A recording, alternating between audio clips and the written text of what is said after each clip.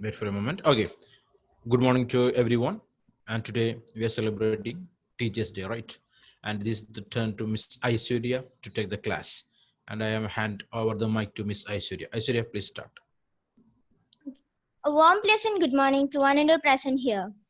I begin my class by wishing all my dear teachers a happy Teachers' Day. Let's begin with politics. The term politics is derived from the Greek word polis, which means city-state according to Greek philosophers. There are a lot of Greek philosophers, for example, Aristotle, BC Plato, etc.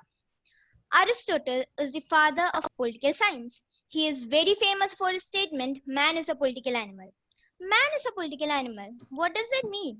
He says that man has the power of speech and reasoning and also live together for a common function. This is the explanation given for the statement, man is a political animal. Let me ask you a question. How many of you like politics? Not many, maybe a few. Most answers would be I'm not interested in politics or I'm going to stay away from politics. Why is it so? Not all will have the same opinion about politics, and this leads to different views and ideas about what politics is.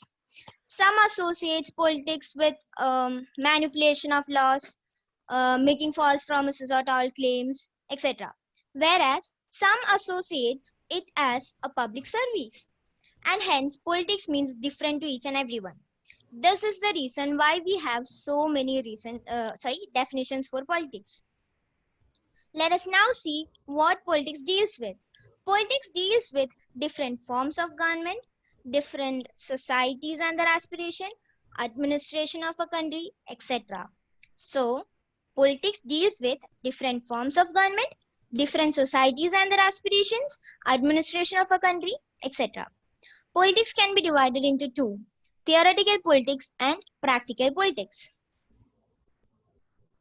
Now, even though we are not interested in politics or if we don't want to participate in politics, we are indirectly participating in the system of politics. This system is inseparable and this makes us to live in the country. For example, in case of participating indirectly in politics, when we participate in a group discussion, the ideas of each and every members are considered. That becomes a part of politics. There are several problems faced by people in each and every country. These are some common problems faced by every people in most of the country, which are justice, equality, freedom, and citizenship. Not all are treated equally in every country. Still, there are people who struggle for their dignity. For example, the maids and servants, they still struggle for their dignity. Okay, now let's see what is a state. State is a group of people who are living together in a fixed territory under the control of a sovereign government. So, state is a group of people who are living in a fixed territory under the control of a sovereign government. Here comes the term sovereign government. What is a sovereign government? It is a government within the country who is also the supreme power of the country, who is in hold of the supreme power. This government doesn't allow any government of any other country to control or take away their power. So, a sovereign government is a government within the country who is in hold of the supreme power. Now, let's come to the values of politics. There are a few values of politics, which are equality, liberty, fraternity, and justice. What does equality mean? Equality means the state of being equal in terms of status, rights, or opportunities. Liberty. Liberty means freedom. Fraternity. Fraternity means international brotherhood or sisterhood. Justice. It is the quality of being fair and reasonable. So these are a few values of politics, which are liberty, equality, fraternity, and justice. Human beings are unique in two respects. They possess reason, the ability to reflect on their actions. Political theory analyzes basic questions such as how society should be considered, why do we need a government, which is the best form of government, does law limit our freedom, and what does a state owe its citizen, and what do we owe each other as citizens. Political theory also examines questions of this kind and systematically thinks about the values that inform political life, values such as freedom, equality, and justice. Okay, so now let's come to the point. What is politics? Politics is the study of power or the struggle for power. So, politics is the study of power or the struggle for power. No society can exist without some form of political organization and collective decision making. An example of this point we've discussed before about the group discussion. A number of social institutions have emerged to help people fulfill their needs and aspirations, such as the family, the tribes, economic institutions, etc. Such institutions help us find ways of living together, acknowledging our obligations to each other. Next point is how governments are formed and how they function is thus an important focus of politics.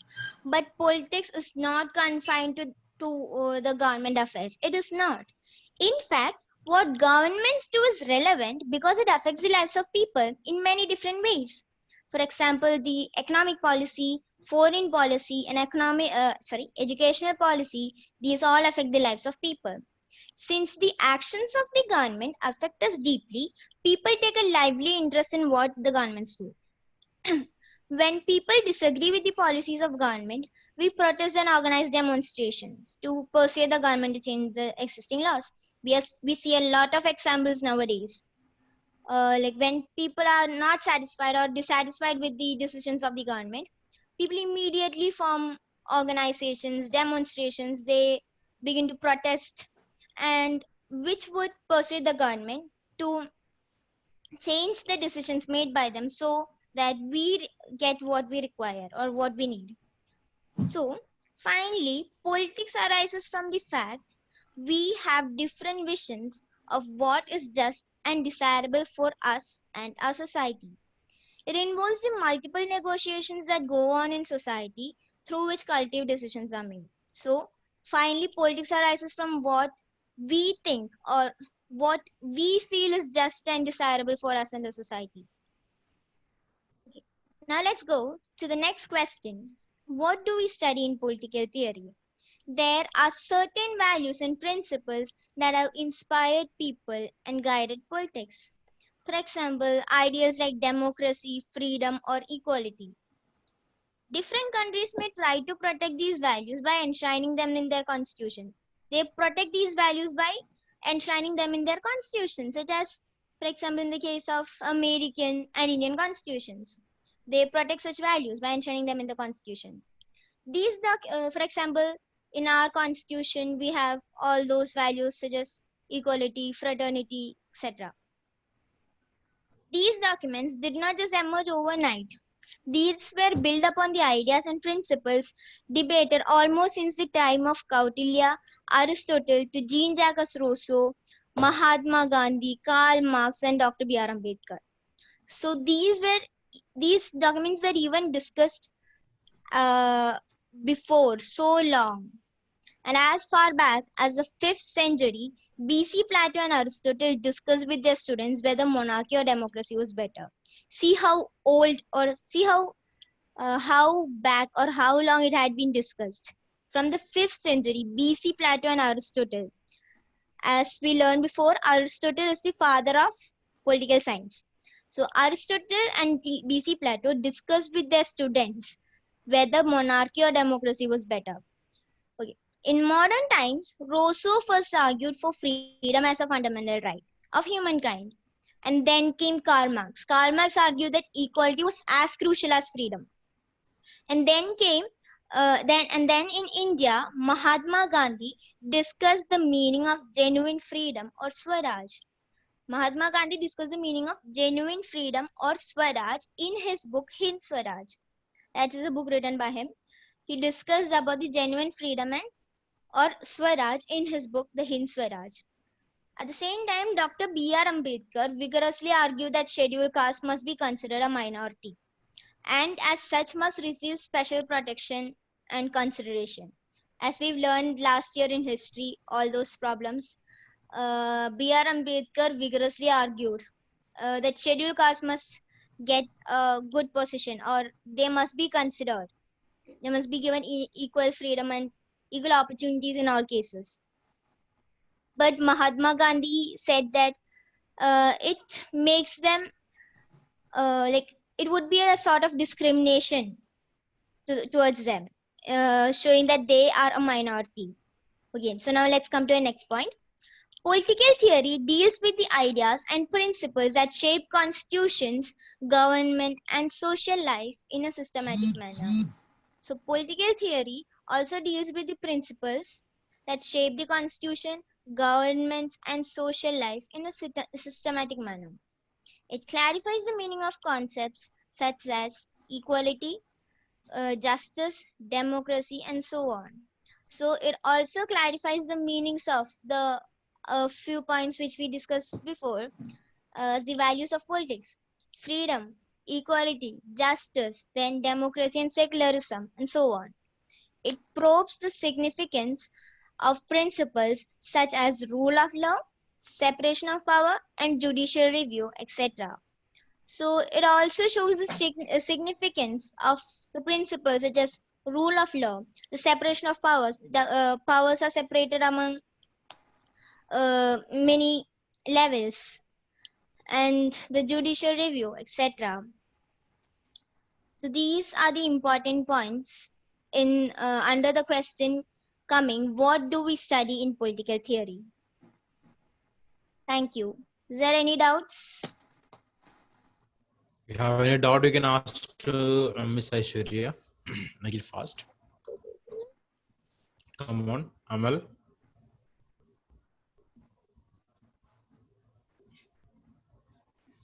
So can I go for some questions? Sure, you can ask to them. Okay. Grishma, what is a state? The people living in a fixed territory under the control of a sovereign government. Yes. So Okay. a state is a group of people who are living under a fixed territory under the control of a sovereign government. That's right. Elvina, who is the father of politics? Aristotle. Values of politics.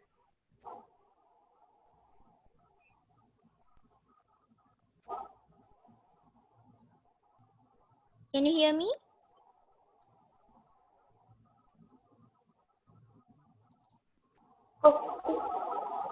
Values of politics.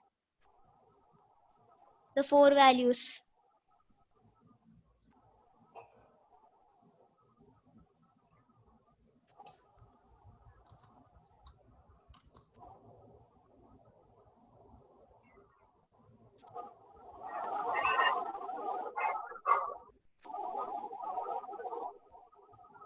Okay, I'll tell the answer. The 4 values of politics are liberty, equality, freedom, and justice. These are the 4 values of politics. Liberty, equality, fraternity, and justice, right? Yes, sir. Fine. Okay. Then Um, next question to Mr. Amal Kesaji. Amal Kesaji is waiting for a question here. Amal. okay. Amal Ask. Kesaji, what Yes. are the 2 forms of politics, or politics is divided into 2? Which are them?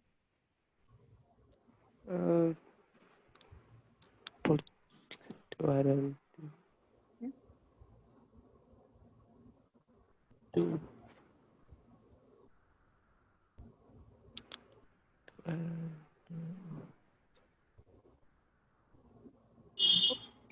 There is theoretical politics and practical politics. Politics is Almost divided all the into sentences are divided like that: theoretical part and a practical part. Right. Then, correct. that's it, sir. And one more person is there with us. Who is Mr. Amal Raj? Any questions? Is there for Mr. Amal Raj? Any questions are there? Aishwarya? Amal Raj is there. Ashwin is here. Okay. Okay, no problem. And I using this opportunity to congratulate Miss Aishwarya. She prepared well and she did her part well in this regard, basically. Okay, so just give her a thunderous applause. Okay, and I did my part. And here comes Miss Grishma. Okay, we are moving towards the Constitution of India and its preamble. So welcome Grishma to explain about the Constitution and the preamble and the values that enshrined in the Indian Constitution and its preamble. Come on, Grishma, you can start now. Good morning to all. First of all, I wish all my teachers a very happy Teachers' Day. Today, I'll be taking a class on the preamble of the Indian Constitution. First, we need to know what a constitution and a preamble is. We all learned what a constitution is. Can any one of you tell me the definition of constitution? Elvina? Constitution is basically a set of rules and principles in which the relationship between the people and the government, and the government can be constituted and taken the decision. Yes, correct. Basically, constitution is a set of written rules by which we are governed. So our constitution was written by the Constituent Assembly, and it was led by Dr. B.R. Ambedkar. It was adopted on 26 November 1949. Now, what is a preamble? A preamble is an introductory statement or the introduction to the Constitution. It gives the values which guide the Constitution, and it tells us the reasons for which the Constitution was made. The preamble also tells us the intentions of the makers of the Constitution and the history behind how it was written. But the main function of the preamble is that it indicates the basic structure of the Constitution. The preamble of the Indian Constitution was written by Pandit Jawaharlal Nehru. So this is a picture of our preamble. I hope you can all see it. This preamble was amended by the 42nd Amendment of the Constitution. An amendment is a modification or change made in the Constitution. So most of the words written in capital letters: sovereign, socialist, secular, democratic, republic, justice, liberty, equality, and fraternity. These 9 words are called the key words of the preamble. We can all see the preamble starts with the words, "We the people of India." These words show the ultimate sovereignty of the people of India. Now, what do we mean by sovereignty? When we call India a sovereign country, we mean that it is an independent country, that there is no authority above it, nor does it dominate any other country. We all know that India is an independent country. This means that it is free to make decisions and it can conduct its own internal and external affairs. So when we say that a country is sovereign, we mean that it is independent and just not depending on other countries for making decisions. So the next keyword is socialist. There are many different kinds of socialism, but democratic socialism is based on the idea of a mixed economy. We've already learned about mixed economies in economics class. So what is a mixed economy? Aishwarya. In a mixed economy, both the private sector and the public sector works together. Yes, correct. So in a mixed economy, both public and private sectors exist together side by side, unlike socialist and capitalist economies, where only one of public and private sectors can operate. In a socialist economy, only the public sector can operate, and in capitalist economy, only the private sector can operate. But because India is a socialist country, India has a mixed economy, where both the public and private sectors can operate together. The next keyword is secular. We've all learned in smaller classes what secularism is. It basically means the freedom of religion. All of us follow a different religion. India is a very diverse country with many, many different religions. Some people don't believe in any religion. Whatever be the case, all citizens of India have the right to follow and spread any religion of their choice, or to not follow any religion at all.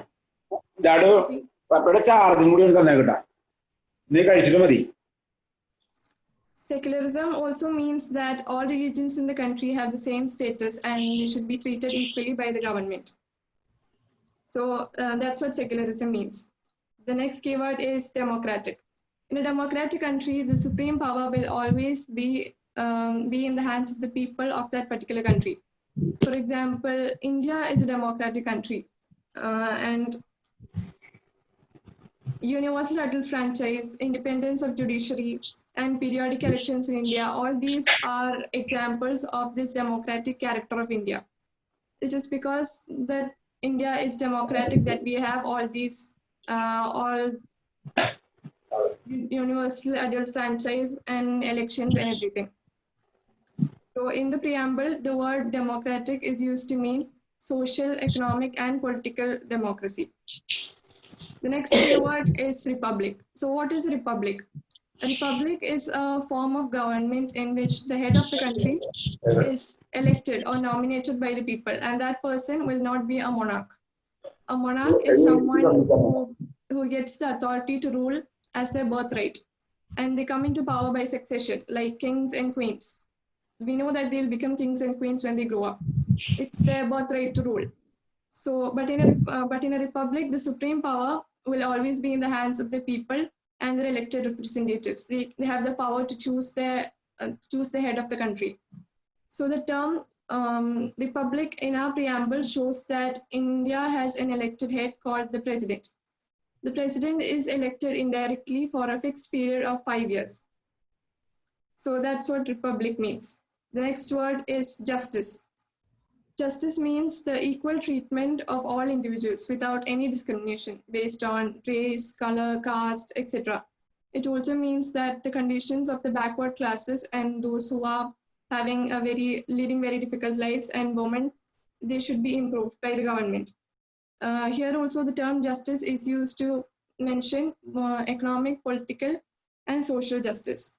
The fundamental rights and the constitution, it guarantees us justice to all citizens of India. Next keyword is liberty. The term liberty in the preamble basically means the freedom of thought, expression, belief, faith, etc. We are granted liberty by the constitution and our fundamental rights, and in case it is violated, we can go to the court. The preamble gives us this freedom to do whatever we want, as long as it stays within the limits mentioned in the Constitution. So liberty means the freedom to do what we want, but it should stay within the limitations of the Constitution. The next keyword is equality. Equality means that special privileges should not be given to any one section of the society, and that all the opportunities should be distributed equally to all individuals without any discrimination. The government gives to all citizens of India equal status and opportunities. Here also, when we say equality, we mean social, political, and economic equality. The last keyword is fraternity. Fraternity refers to a sense of brotherhood among all the people of India. All of us are responsible for this. We should all promote harmony and the spirit of common brotherhood among all the Indians. In the preamble, fraternity refers to two things: the dignity of the individual and the unity and integrity of the nation. So these are the 9 keywords that define the preamble.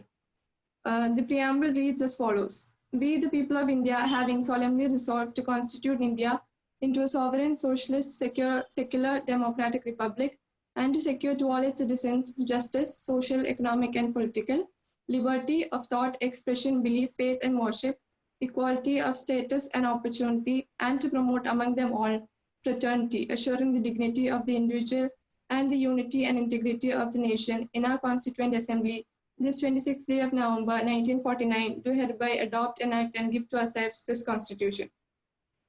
So this preamble shows us the basic values and fundamental values and the basic philosophy on which the Constitution is based.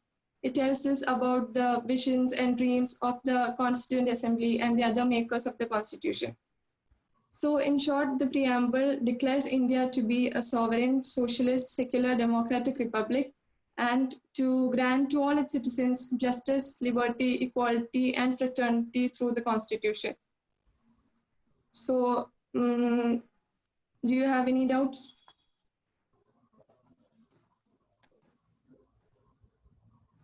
You're welcome to ask a doubt to Ms. Grishma. Any doubts are there with anybody? Any questions, Grishma? Yes, sir. Yeah, then continue. Amal.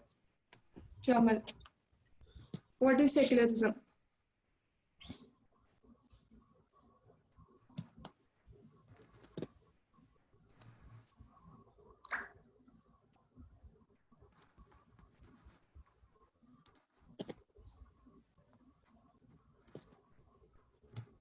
Amal,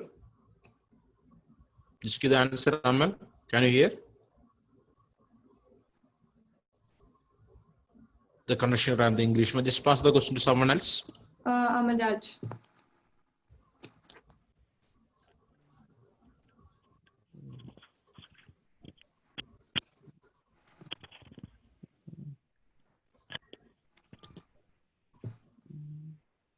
The question is, what is secularism?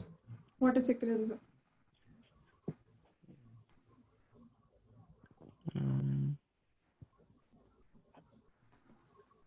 What is the doubt in that, Mr. Amal Raj? Tell me.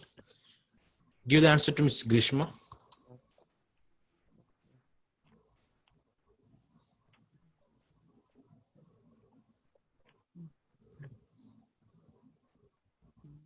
Is something related to the religion? Amal? Yeah. Grishma, give the answer first. Secularism is the freedom of religion. It means that all individuals of India have the freedom or the right to follow and spread any religion of their choice or to not follow any religion at all. Okay, if you are not following any particular religion, what we will call for such kind of people?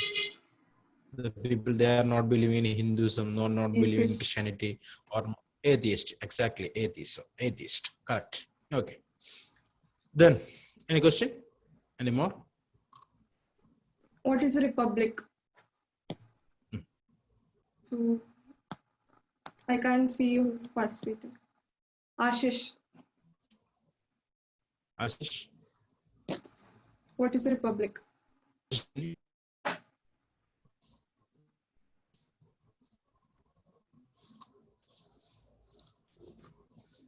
No connection with the Ashish. Okay. Pass to someone else. Aishwarya,